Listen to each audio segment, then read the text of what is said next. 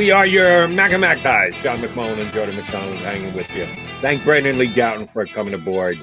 I just love the fact that here on YouTube, you get these tight-fitting cameras and you can't judge height or size. All 6'9" of Brandon will be joining Johnny Mac down at camp, and I didn't even think about that. You spend grass time. I don't. I just sit here in the studio and analyze. Yeah, he can stand wherever he wants. Yeah. He doesn't have to worry about, I got to get a better angle. I got to be here. Brandon, go right to the middle and say, yeah, I'll just back up 2 or 3 guys. If you're going to be 3 deep, that's not a problem because I'll just look over everybody. He is a big dude. And he's got, as they say in the game, he's got great length, Jody. Great length.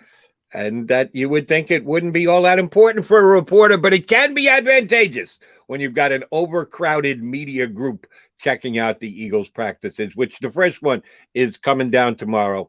All right, Johnny Mac, you've been doing this for years. It's different this year. It certainly was different last year because there was no preseason, and the limited practices they had, they got in and they just threw it together and started the season last year during the pandemic. We're expecting a return to more normalcy. It's not going to be exactly the same. And vaccinated as compared to unvaccinated players, it's going to make it intriguing the way the camps go this year. What is that first day like? Just from a accomplishment standpoint, a feeling out new players type standpoint, certainly in this camp this year because it's a new coaching staff, the relationship between the players and the coaches. How much do you just have to read between the lines when a camp is this early for a team in the, I'll use Jeffrey Lurie's word, transitional phase that they are, like the 2021 Eagles? Well, you have to, especially with the new coaching staff. I mean, you get kind of a feel when a coaching staff has been here for a while. In Doug Peterson era, fifth year versus first year was a lot different. You knew how things were going to be done. You knew what things mean. Now you got to learn how the coaching staff does things. I mean, day one for me, the most, and Brandon kind of said this as well, you want to see how people line up. Not only the first team guys, most of them but it'll be interesting who's getting the first rep, Jordan Mailata or Andre Dillard, things like that. But you also want to see the second team offensive line. How are guys lining up? Where do they start particular guys? The wide receivers. What are they going to do? Is Jalen Reagor going to start on the outside, kick into the slot? Is Travis Fulgham? Is it going to be your guy, Greg Ward? Things like that are the most interesting part. And then you start from that baseline. And as things move on, you can see, well, if so-and-so gets more reps and he started behind, they keep moving up the depth chart. And you see how the coaches are starting to see things. But with a new coaching staff, you got to learn sort of the way they do things before you understand what's going on the field. So, that newness is Lane Johnson mentioned this, Jason Kelsey. Look, they had a lot of success with Doug Peterson. They weren't happy Doug Peterson got fired, but there is a natural newness and excitement for a new way of doing things. So sometimes that, perks you up a little bit as well. JM, without knowing what the coach's way of doing things is, I get what you said about Doug Peterson in his 5th year. You could read into because you'd been there at separate previous camps. That's not the case here with Nick Sirianni. Their first lineup on an offensive play, someone's going to be at left tackle. And we assume it's going to be either Andre Dillard or Jordan Mailata. It'd be really surprising if it was someone else other than one of those two. But somebody's going to go first. Is that the unofficial depth chart for the Eagles? Does that person start with a leg up? Will that be one of the first questions asked to Sirianni after practice is over? Hey, what do we read into the fact that Mailata took the first rep at left tackle? How important is that first lineup at the position it is probably the most debatable on the Philadelphia Eagles as they open camp? I don't think it's that important. I mean, Jeff Stoutland has said it's going to be a competition. Generally, when there's a real competition, you're going to have one guy takes first team reps one day, the next guy takes it the next day, and that's how it goes forward. But yeah, I mean, who gets the first rep?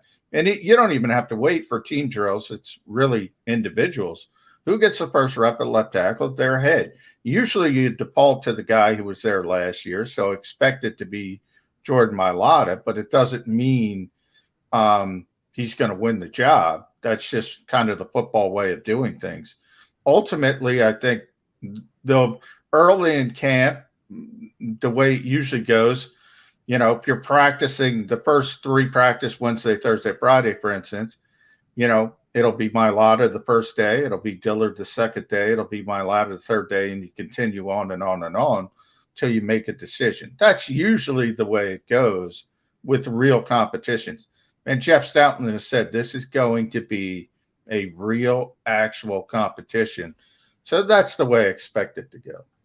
I got another coaching question for you, and our buddy Ed Kratz is going to join us coming up in about 15 minutes here on Birds 365.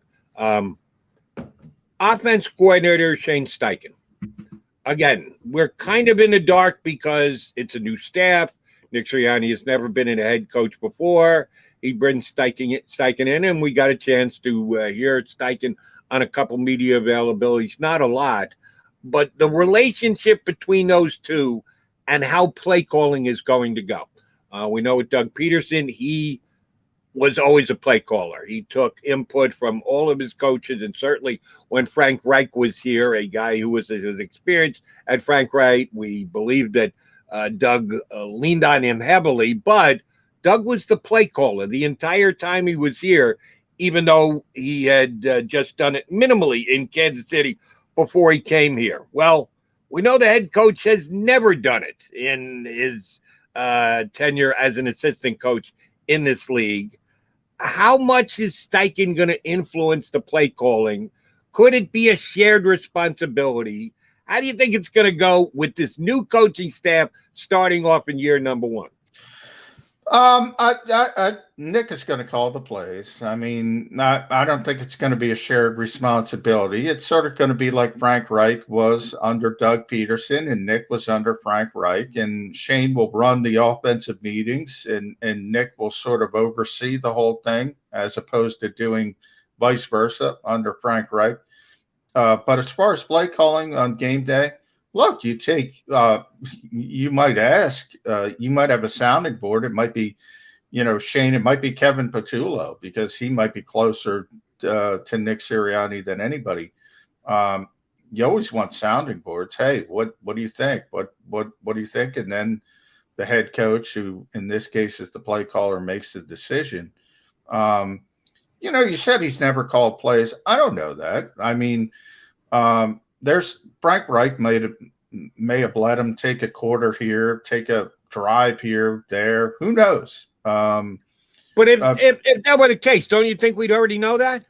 Not necessarily. I mean, if Doug Peterson tried to ignite the offense and he let Taylor call some plays last year, Rick Scangarello call some plays last year, we wouldn't have known it unless he told us. So, I mean, if you don't want to tell us, we don't know.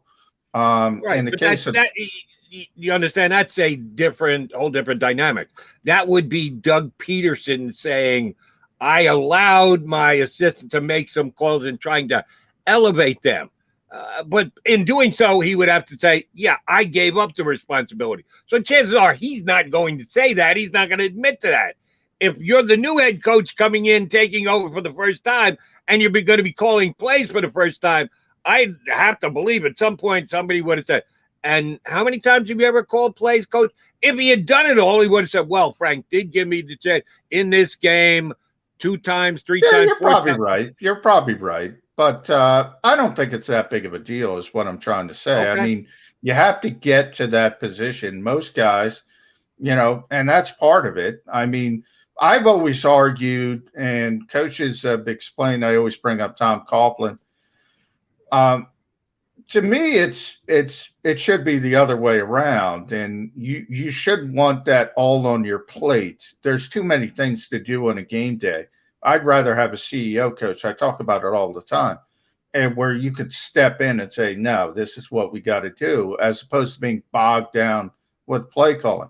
Tom explained to me the reason the way it is for the most part is you have to sort of um, impress your will, so to speak, on the organization. You have to make sure that your foundation is placed in position before you can think about going in a different direction. You have to make sure everybody's on the same page. That's the way. That's why the NFL usually does the way it does. I personally think, and I'm very consistent about this, I would always rather have a CEO coach. I don't want a head coach bogged down with play calling. I don't want, I always bring up Sean McVay when he started in Los Angeles. Sean McVay would go to the sidelines and not pay attention. He would go to the bench and not pay attention to the defense because he had nothing to do with the defense. I don't like that. Nor do I. That's just me, though. The league is trending in the opposite direction. And hey, Doug didn't have anything to do with the defense. Guess what? Nick's not going to have anything to do with the defense. I don't like that personally. I'm with you on that. I'm rather have an overseer as a head coach, but it can be done. And there are a couple of coaches that I think have done an outstanding job of staying loyal to the side of the ball that got them their head coaching position as an offensive coordinator or a defensive coordinator, who do enough on the other side of the ball. The point you made about McVay was dead on and accurate, and that really bothers me.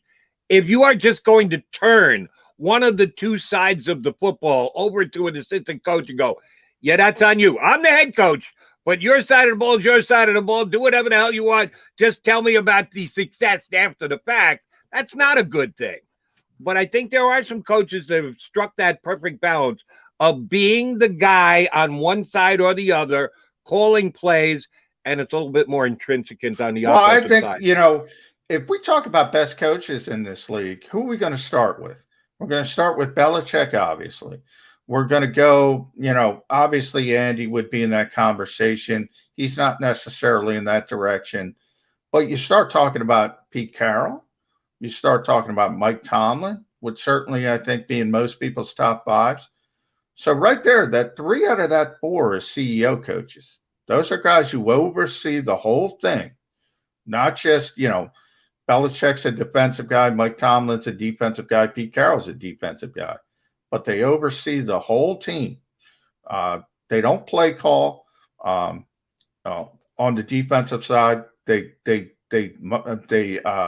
dish out the work, and they trust their assistants, obviously, and they hire good assistants. In the case of Belichick, obviously, he will be hands-on when he needs to be. I'd rather have a CEO coach. I've said this consistently probably for 20 years. I think it's easier to be a CEO coach as a former defensive coordinator. I just think that's easier. When you're a play caller, you're a play caller. And I knew exactly where Doug was coming from last year, because I would say last year was the first time in his tenure here as an Eagles head coach that he felt the pressure on his play calling responsibilities, that members of the media, tough question guys like, I don't know, John McMullen, would ask him, are you considering giving up the play calling? Are you considering sharing the play calling? I don't think Doug faced that question. He didn't year 1, and year 2, they went to the Super Bowl, so nobody was asking about it. And I don't even think year 3 or year 4. Last year was the first time, with any true sincerity, people asked him about, would you consider not calling plays and passing that responsibility along to somebody else? Play callers call plays. And that was basically Doug's answer. I kind of look at that as my responsibility. I'm the head coach. I came in as a play caller. That's what I'm going to continue to do. Until they tell me my services are no longer needed, I'm going to call plays for the Philadelphia Eagles. And I like the fact that he defended himself and his way of doing things. The biggest knock I had on Doug was, that he just turned the entire defense over to Schwartz and said, that's your baby. Just wake me up when we get the ball back, because I'll be ready to start calling plays again. I think it's easier to be a CEO coach, some of those guys you mentioned, as defensive guys.